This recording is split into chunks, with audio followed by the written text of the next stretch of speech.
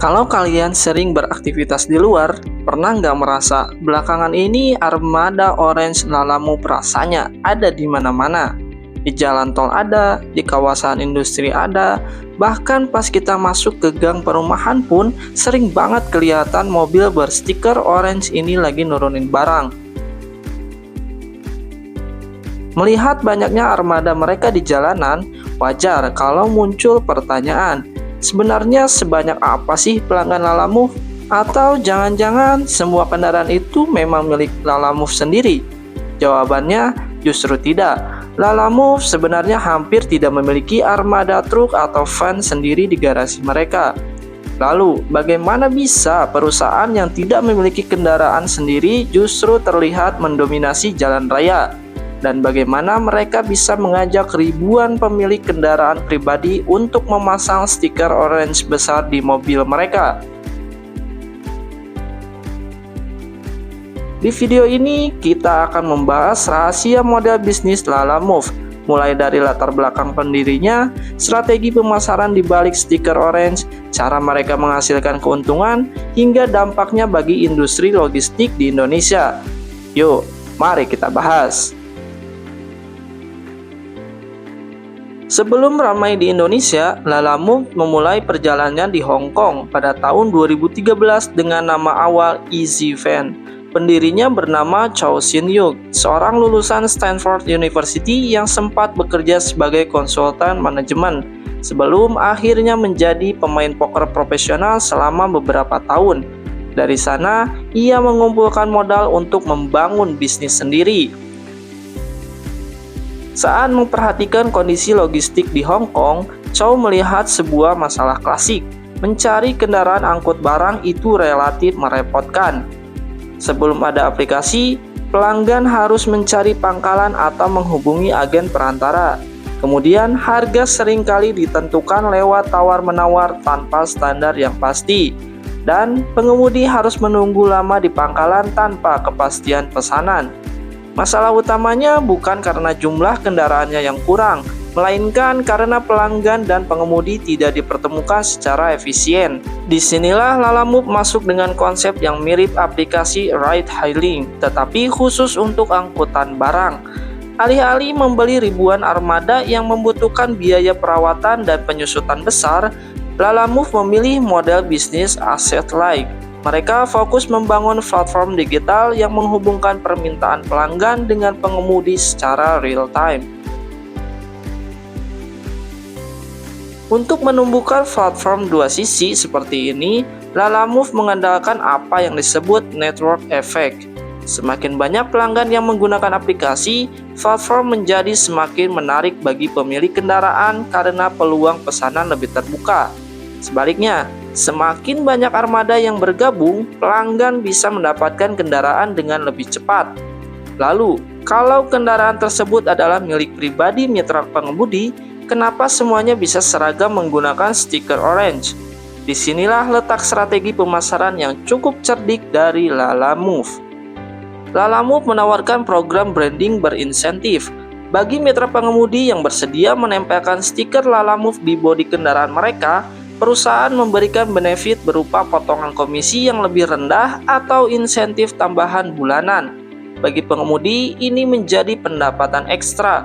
Bagi Lalamove, strategi ini jauh lebih efisien dibanding menyewa papan reklame di jalan tol.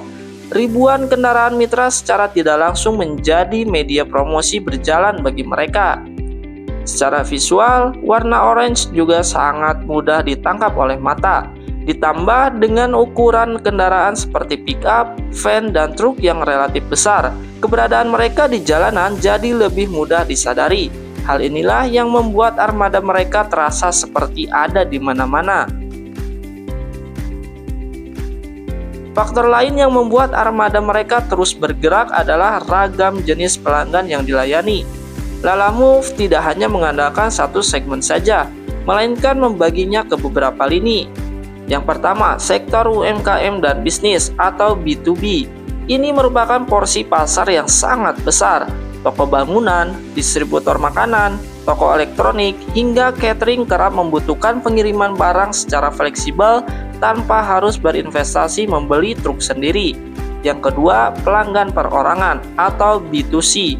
Digunakan untuk kebutuhan insidental seperti pindahan rumah, kos, atau pengiriman barang berukuran besar. Yang ketiga, pengiriman instan, menggunakan armada sepeda motor untuk dokumen dan paket kecil. Karena variasi kebutuhan pelanggan ini, jam operasional armada menjadi lebih merata dari pagi hingga malam. Lantas, bagaimana Lalamove menghasilkan pendapatan? Pendapatan utama mereka berasal dari dua hal. Yang pertama, komisi transaksi. Lalamove mengambil persentase komisi dari setiap total biaya pengiriman yang dibayarkan pelanggan di aplikasi, sementara sisa utamanya menjadi hak pengemudi. Kemudian yang kedua, layanan tambahan. Biaya ekstra untuk fasilitas seperti jasa bongkar muat atau helper, pengiriman multi titik, atau kendaraan spesifik seperti truk pendingin. Melalui model ini, perusahaan bisa terus berkembang seiring meningkatnya volume pengiriman tanpa harus menanggung beban operasional armada secara langsung. Meski bertumbuh pesat, industri logistik on demand di Indonesia memiliki tantangan tersendiri. Persaingan di sektor ini terbilang cukup ketat. Lalamove harus bersaing dengan platform lain seperti Delivery, GoBox, Maximum Cargo, hingga layanan kargo dari perusahaan ekspedisi konvensional. Selain persaingan harga, ada beberapa tantangan operasional di lapangan. Yang pertama, kemacetan lalu lintas dan regulasi angkutan barang di kota-kota besar. Yang kedua, kesejahteraan dan efisiensi mitra pengemudi, terutama terkait penyesuaian biaya operasional seperti BBM dan perawatan kendaraan. Oleh karena itu, keberlanjutan bisnis ini sangat bergantung pada efisiensi teknologi, algoritma pencocokan order, penentuan rute, dan kepastian layanan menjadi faktor utama agar pengguna maupun mitra pengemudi tetap bertahan di platform.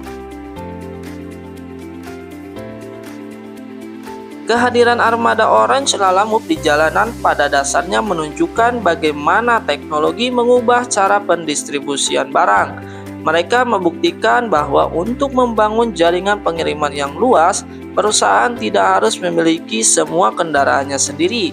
Yang dibutuhkan adalah sistem yang sanggup mempertemukan pihak yang membutuhkan jasa pengiriman dengan pemilik kendaraan yang membutuhkan pekerjaan. Bagi pelaku usaha, distribusi barang ini menjadi lebih fleksibel, dan bagi para mitra pengemudi, platform seperti ini memberikan alternatif untuk mendapatkan pesanan secara lebih konsisten. Kalau di sekitar tempat tinggal kalian, apakah armada ini juga sering terlihat? Atau mungkin kalian punya pengalaman menggunakan layanannya? Tulis pendapat kalian di kolom komentar di bawah. Jika video ini bermanfaat, jangan lupa tekan tombol like, share, dan subscribe untuk mendapatkan pembaruan seputar analisis bisnis lainnya. Sampai jumpa di video-video selanjutnya.